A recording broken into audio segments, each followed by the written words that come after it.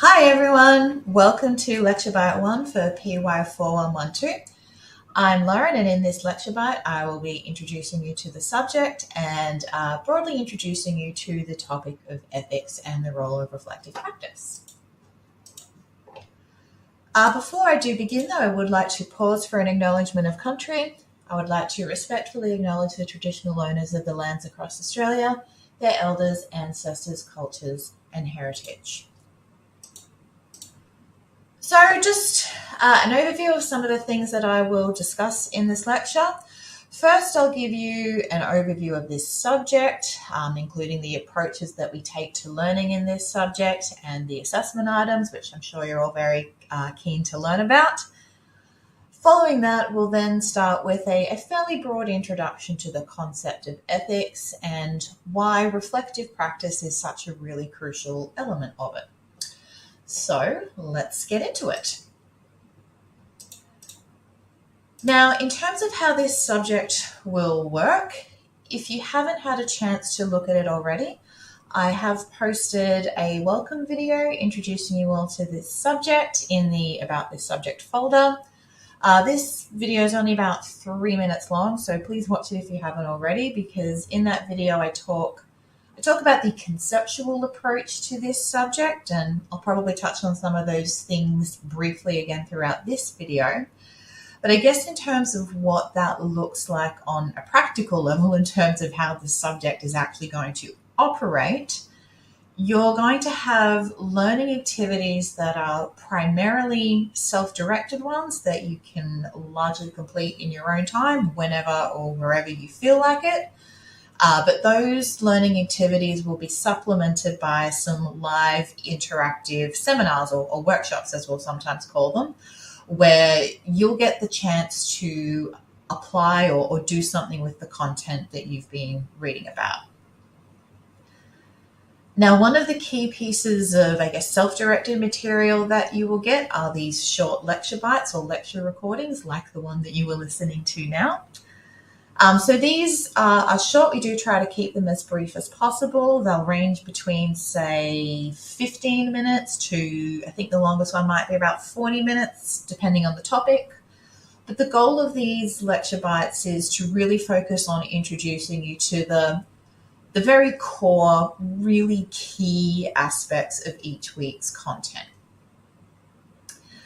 Now, these lectures will be released on Fridays before each seminar. So, for example, this lecture bite has been released Friday of orientation week, ahead of the week 1 seminar next week. Now, speaking of seminars, we have 8 2-hour seminars over the course of the study period, and these are our classes that will occur live. It is really, really important that you attend these classes or these seminars each week.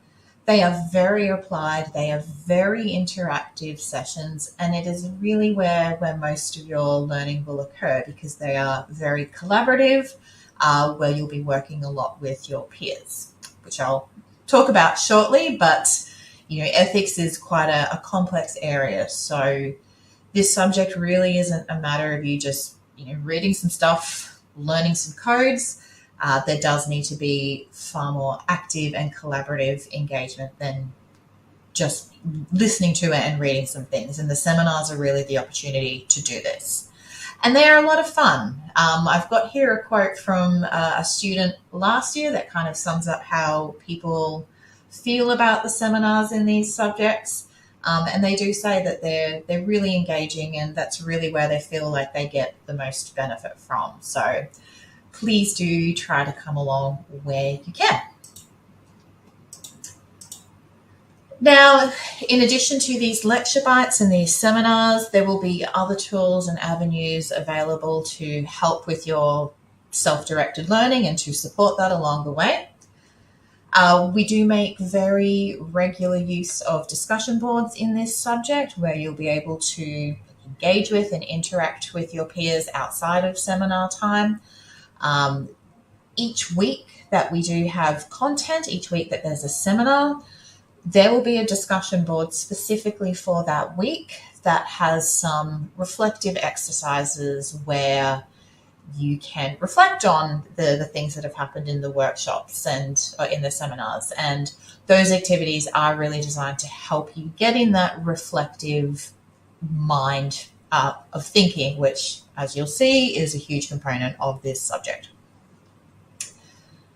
Now, something else that we have set up to support your learning in this subject are some dedicated question and answer forums, or some discussion forums for each of your assignments. So for each of your key assignments, there you will find a dedicated discussion forum, and you can post your questions about assignments on those forums. The other key thing that I'd really highlight is that I do make regular use of announcements. So throughout the study period, each week I'll do at least one weekly announcement through Learn JCU that will keep you updated with the various happenings throughout the subject, give you some indication of what the key learnings are for that week. So please do make sure you read them. I'll always make sure that I give an email version of it as well, but do actually look at those emails when they come through, because they will contain a lot of important information. Okay, so in terms of the approaches to teaching and learning in this unit, if you have seen that introduction video that I mentioned earlier, you will see that in that video I discussed that this subject is about helping to prepare you to enter the workforce when you finish your studies sometime in the not too distant future. And I do really want to drive that point home, because this subject, along with a lot of your fourth year subjects, is about helping to prepare you to take that step from being a student to being a working professional. So yes, I will reiterate that if you think that this subject is one where you can just sit back and read some stuff and listen to some lectures, then you are in for quite the shock, because that's not what it's about at all.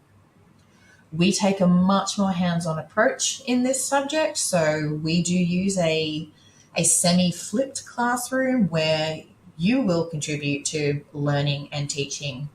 And that will primarily be through doing some kind of problem-based or project learning with your peers in class, where you'll have some kind of project or problem or case scenario that you will work through together, and then we'll engage in some group reflection on it. So it is a very applied focus. If anyone is familiar with good old Kolb's learning cycle, this whole subject is, I'd say, not fully aligned with it, but broadly designed with those principles around it. So essentially what will happen with the content and the seminars and even some of the assessment items is that, you'll be given some kind of content as stimulus material. When we come to seminars, you'll have the opportunity to apply it, to do something with that, to experiment with it. You'll get to hear other people's views and experiences with it. And then some of your assignments will ask you to reflect on the insights that you had from going through that process. Now, as you're hearing this, I imagine that some of you might be excited by it, but for some of you, it might be getting the heart rate up a little bit, might be somewhat anxiety-provoking about it. Something that I just want to assure you is that if you do feel that way, if you do feel anxious about this approach to learning, it is totally, totally normal. And in some ways, it's actually a good thing. You're much better off experiencing this type of anxiety and discomfort now in the safety of a classroom where we're all learning and growing together than when you go out into the workforce. But I guess even more importantly than that, no growth or development comes from staying in your comfort zone. So, putting yourself in these situations where it might feel a little bit uncomfortable and anxiety-provoking and ambiguous, that's where some really great growth is going to come from. I guess some tips to help you navigate that. One of the things would be to keep up to date with the content and engage with the reflections as much as possible. It is, everything that we do is designed to scaffold. So each week is designed to kind of build on the next and help you with the assignments. So if you keep up to date with that, at least, falling behind with the content isn't one of the things that you'll need to worry about. And I guess my other tip is to really just lean into it, to be brave enough to jump in with your opinions, to ask what you think might be a silly question, knowing that there actually really are no silly questions at all. And everyone is in the same boat. So yeah, do jump in with both feet and try and enjoy it. It is a fun subject. People do say they really get quite a lot out of this at the end of it. So the term ethics, or the word ethics, that's one that we use a lot. It's one that we use a lot in our everyday language, but it's probably not one we really pause to think about unless we're kind of forced to do a subject on ethics like we all are here now. Now, ethics can mean many, many, many different things. And if you were to Google a definition of ethics, it would come up with hundreds and hundreds and hundreds and hundreds of them. Broadly speaking, though, ethics is an area of philosophy that focuses on moral problems and judgments about those moral problems. So when we are making ethical judgments or evaluating whether something is ethical or not, what we're doing is making judgments about someone's decision-making abilities and the actions that result from decision-making processes. And when we do that, we're essentially evaluating behavior as being either good or bad, right or wrong, based on some kind of guidelines about what we believe to be good or bad or right or wrong behavior. So those guidelines can be explicit things like a code of ethics or a code of conduct, which spell out this is exactly what we regard as the gold standard of conduct. Or they can be the more implicit guidelines that we form based on our own experiences in the world and our own values and our own belief systems. So as an example, a really basic one, someone who felt very strongly about supporting fair trade coffee or fair trade chocolate might judge people who drink coffee that isn't fair trade or eat chocolate that is not fair trade as unethical, whereas someone who doesn't necessarily hold that same value system might not. We do face ethical dilemmas in our everyday lives. We've all been in situations where we have to make decisions and they reflect our value system. But determining if a behavior can be regarded as ethical or not is contextually dependent on a lot of things. It requires an understanding of what constitutes good or appropriate behavior, particularly in the context of professional ethics, because this is where an explicit code comes in, because the explicit code of conduct in professional ethics, that does explicitly state what that profession believes or values as ethical conduct. So before we go any further, I'd like you to actually just pause this video for a minute or two, and I want you to have a think about the following questions here. In professional situations where there are explicit codes of conduct and explicit guidelines that do spell out what constitutes ethical behavior, why is it then, do you think, that people act unethically? When you're thinking about your answer, think about what sort of things you think might contribute to unethical behavior in professional contexts, and just jot your answers down on a notebook. You're not going to be asked to share these. This is really just to get you thinking. So just pause this video for a second and have a think about these questions, and then hit play again and we'll flip to the next slide.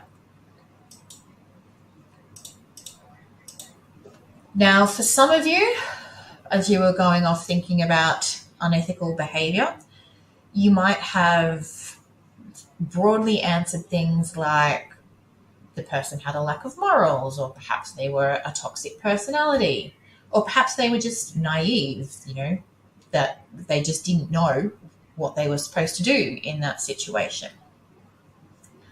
And that's quite a common response. We often think that people behave unethically because they're either bad people or they're ignorant people.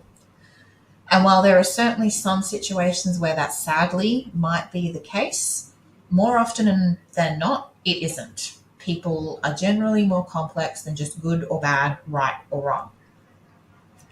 Often, what contributes to ethical violations or unethical behavior are things like our own inherent biases, our own prejudices that every one of us has. We might not necessarily be aware of exactly what they are, but they're there. And another thing that can contribute to it as well is the just fantastic ability that humans have to be able to rationalize our own behavior. So it's actually very rarely a case of, I didn't know I shouldn't have done that when ethical violations occur. It's generally the result of faulty decision making, which is why being able to just know what the code is and recite a code of ethics off the top of your head isn't enough to engage in and facilitate ethical behavior.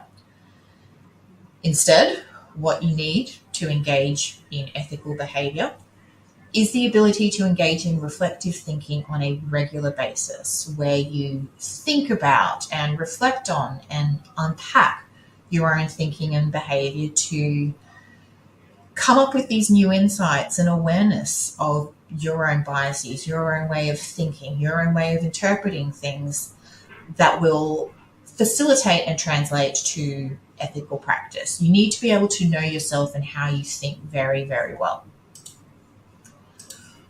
Which brings me to the thing I've been talking about all video long, which is reflective thinking. So if you haven't heard of it in a more formal sense before, reflective thinking is a form of metacognition where we reflect on why we think the way we think and the impact of the way we think. When we do this, it really helps to increase our self-awareness of our own tendencies. It can help reduce attribution biases, both of which play really crucial roles in facilitating ethical behavior. Remember, it's not a lack of knowledge. It's not necessarily even a lack of awareness of ethical codes. It's a lack of awareness of ourselves and our own thinking that can lead to ethical violations.